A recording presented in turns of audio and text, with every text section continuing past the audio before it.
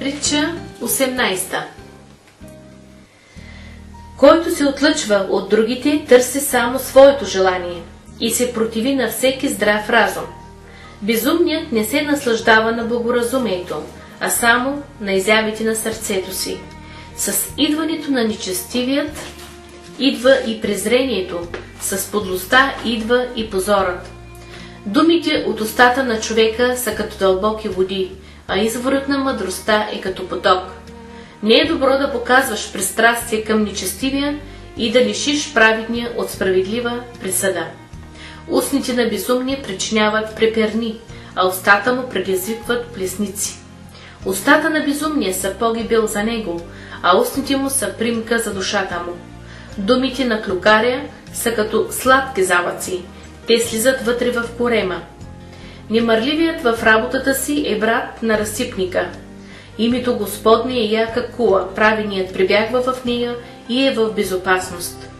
Имотът на богатия е укрепен град за него, в въображението му е като висока стена. Преди падение сърцето на човека се възгордява, а преди прославяне то се смирява. Да отговаря някой преди да чуе е безумие и позор за него. Духът на човека ще го подпира в немощта му, но унилия дух кой може да повдигне? Сърцето на благоразумния придобива разум и ухото на мъдрите търси знание.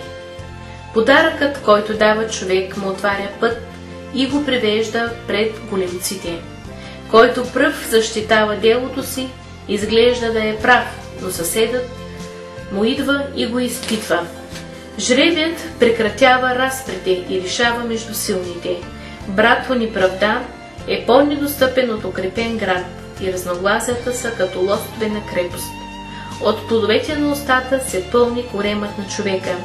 От жътвата на устните си се насища човек.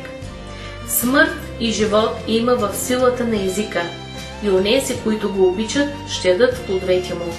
Който е намерил съпруга, намерил е добро и е получил благоволение от Господа. Сиромахът говори с молба, а богатият отговаря грубо.